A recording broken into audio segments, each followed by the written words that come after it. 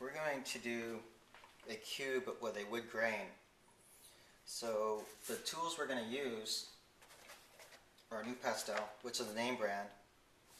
You could probably use any pastel other than oil-based pastels. Give it a try.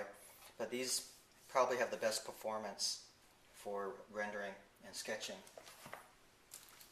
Now with wood, you want to have wood tones, earth tones, things that have a little bit of red inside of it. It's always a good idea to have a reference, a photo reference. I often ask my students to get pictures of wood grain. But I'm going to do a generic wood grain. And so wood grain has certain characteristics. It'll have little marks, and some of these marks can be kind of squiggly. These lines represent the grain of the wood. And that's basically all you have to do for wood grain in terms of getting the feel for something being wood. Now we're going to use Pastel and Bestine so that the color of the pastel will penetrate the paper a little bit more deeper, which will allow a more richer tone than if you were just to use regular pastel. Now Pastel and Bestine are combined using a square cotton pad. And this could either be a makeup pad, cotton, and Bestine is a name brand, but if you can find a generic rubber cement thinner, that'll be fine.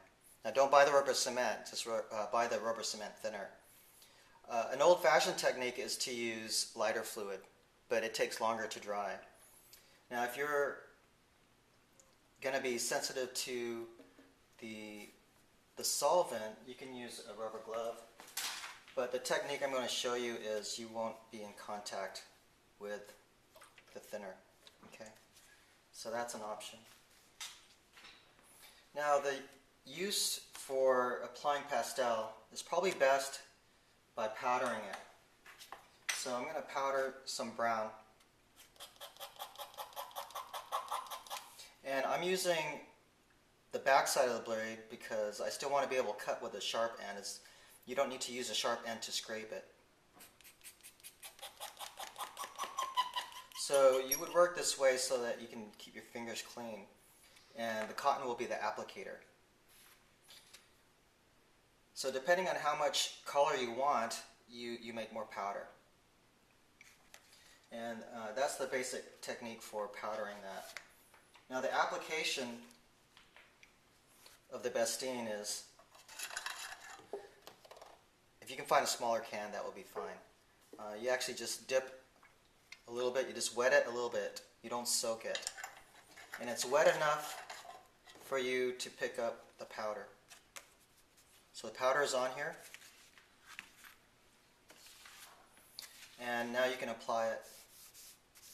And what's nice about the Bestine is if you don't apply it too much, you can create a wood grain just by creating streaks inside with the pigment. Now you can go in and add your wood. So this is just a practice. Now if you want, you could even lightly go over that and then do layers. If you want to add some different colors in there, you can do that. But I recommend always use references for wood. I'm not going to draw any knots in the wood, it's just a little too much detail. So this blending can keep on going. The idea again is to add streaks. You can even put little swirls in there if you want. Okay. So let's apply that technique to a cube. Now, before we go on that, I want to mention that after you use a solvent, it's really important that you cap it right away and work in a ventilated area. The fumes will eventually get to you. And you can see that my hands are still clean and the application is just with the cotton. When you're shading a cube, you might remember there's 3 tones. A lightest tone, a medium tone, and a darker tone if the light is coming in this direction. If the light is coming in this direction, this will always be the lighter tone, medium tone, and then a darker tone. since I can see more of this part of the cube, I'll darken that in just so you can see a little bit better. And I tend to darken in all the lines in the same direction when I start darkening in a drawing. It just adds a little bit of a rhythm to my sketching. So my pencil and my straight edge are all facing the same direction.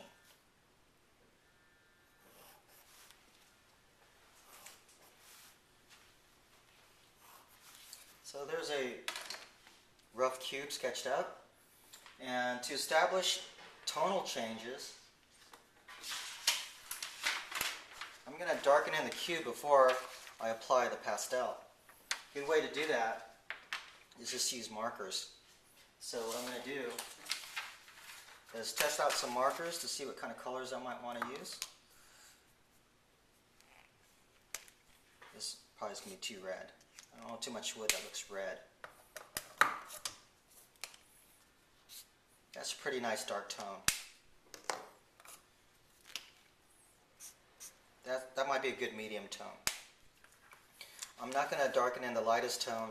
That will be the natural color of the pastel.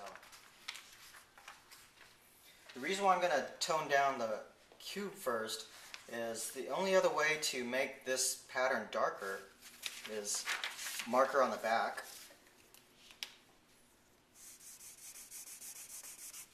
That's one tone.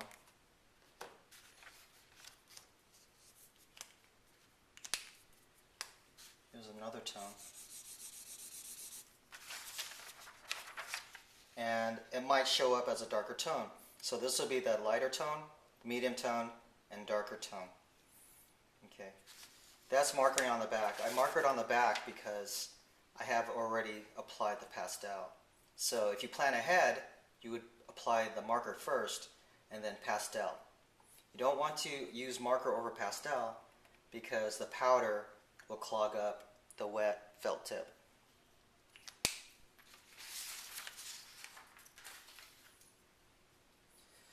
Okay, I'm going to do the medium tone first, so let's outline that.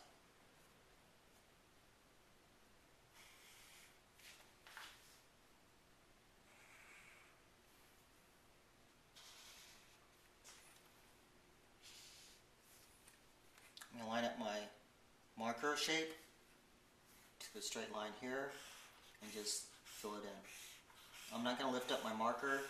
I'll just move quickly to get that basic tone. Now I don't know if that's going to be dark enough. I'm going to give it another coat. If you give it a second coat, it'll be slightly darker. A third coat really won't make too much of a difference. That'll be my medium tone. Let's do the dark tone now. And what I usually like to do is I get in the habit of testing that marker out just to make sure I have the right color marker. Let's outline this one.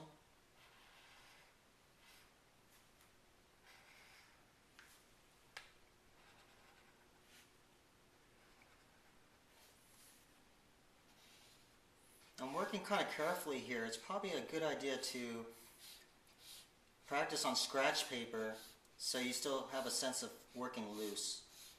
Okay? And I'm going to leave that the color of the paper. So those are my three basic tonal areas: color of the paper, medium tone, and then the darkest shade. Now I'm going to apply the pastel as I did earlier. Let's powder some more of this.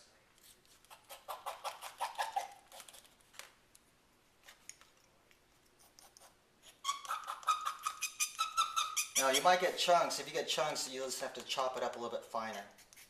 But for now, this will be fine, I think.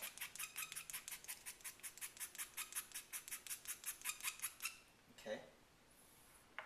By this time, my cotton has already dried, so I'm going to apply more Bestine.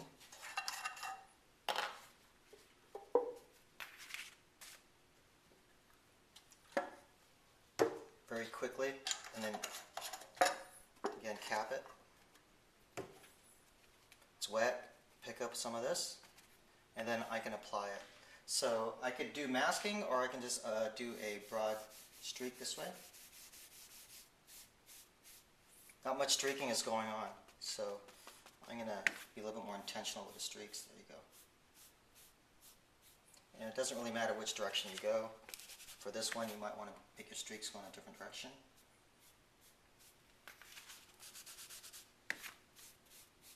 I'm not getting a lot of change inside the value, but it's looking okay. I'm going to add a little bit more brown.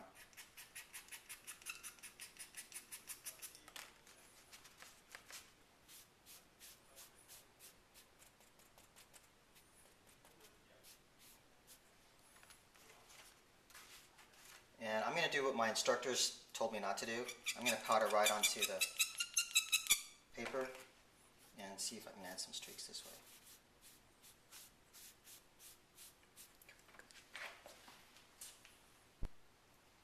So I just got done checking my texture, and there's a little bit of grain or streaking involved. It needs a little bit of help.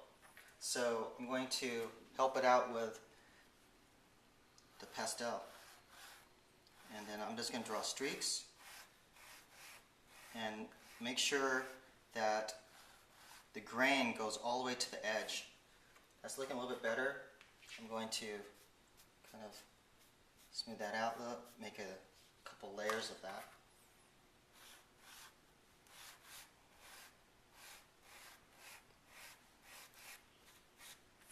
And you could always use colored pencil to achieve the same thing. Now I'm going to add a different direction of wood grain here.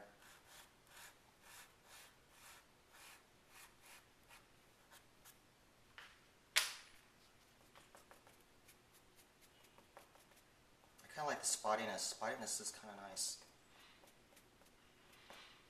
Okay, that's looking, I like this a little bit better because now the textures are kind of blending into each other. It doesn't look like three different colors. Now, it might not look like much at this point, but I'm going to fine tune it by darkening in the edges.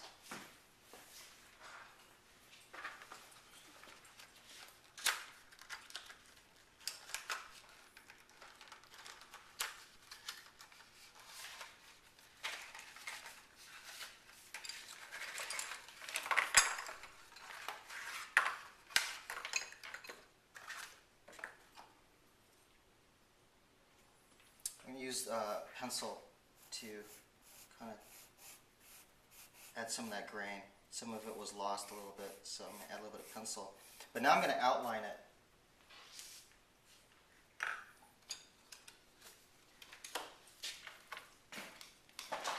So I'll just outline it with a marker.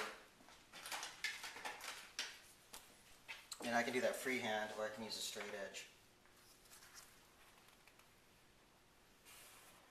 Now I'm using a Sharpie, and I'll be able to get a nice thick edge at the bottom.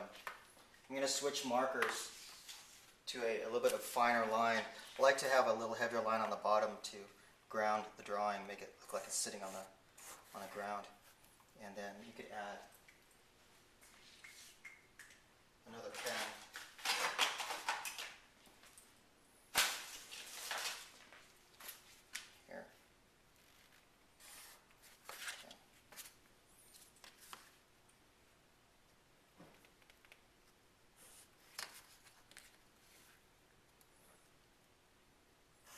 Now these black outlines are optional. You could use a dark brown pen or even a dark brown pencil if you don't want that black edge happening. I'm going to sharpen this up a little bit. Not a lot of wood grain is going to be visible in the shadow area, so you can sometimes even use a black pencil to show some grain inside here, but it's not going to be very perceptible. I'm going to switch to pencil so I can give this kind of a lighter touch. These corners help it out a little bit.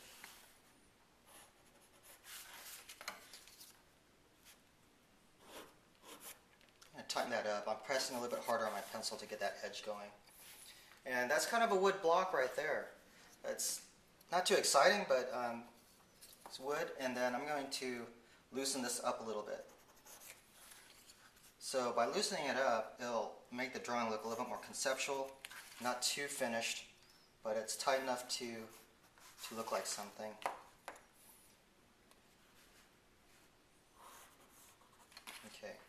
So there's a basic wood block.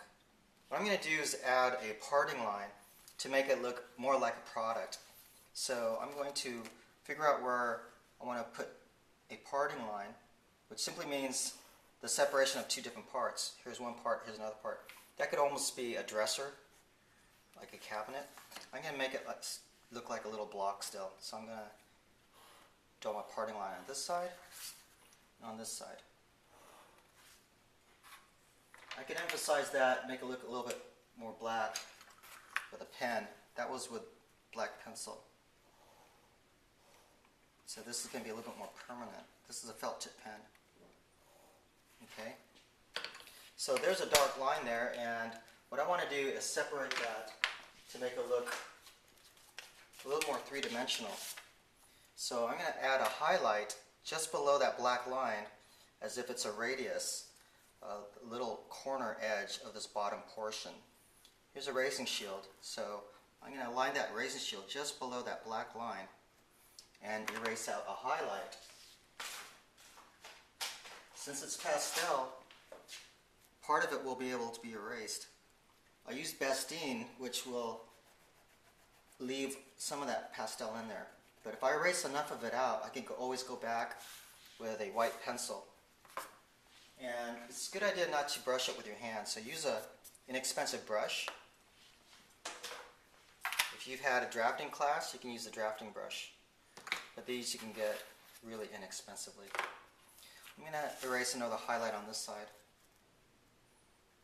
just below the black line.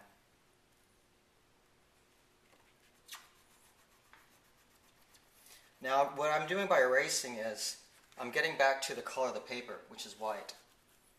And because I'm going back to the paper, I can then use white pencil. Sometimes white pencil doesn't like to write over pastel.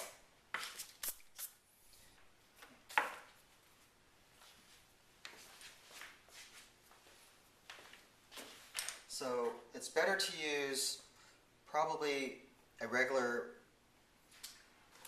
Prismacolor. This is very thin, it'll write very lightly, but a regular Prismacolor pencil will write better. So this will apply lightly, and one way you can tell is this is round and this is hexagonal. This is a very thin. The very thin is a name brand as well. You could also use Color Race. Color Race is a good pencil too. So let's use the round one, it's softer, and I'll be able to get a better white line here. I'm going to apply more pressure on the leading edge here and then taper it off. So I'm not keeping even pressure. I'm applying more pressure here so more white will be on this side. And then I'm going to do the same thing on this side. So I'm feathering it out, and so you get a light line there.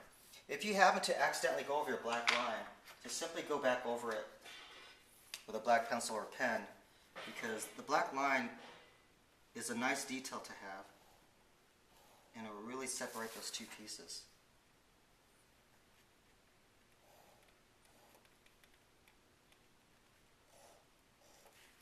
Okay, so there's a quick separation there, and there's wood.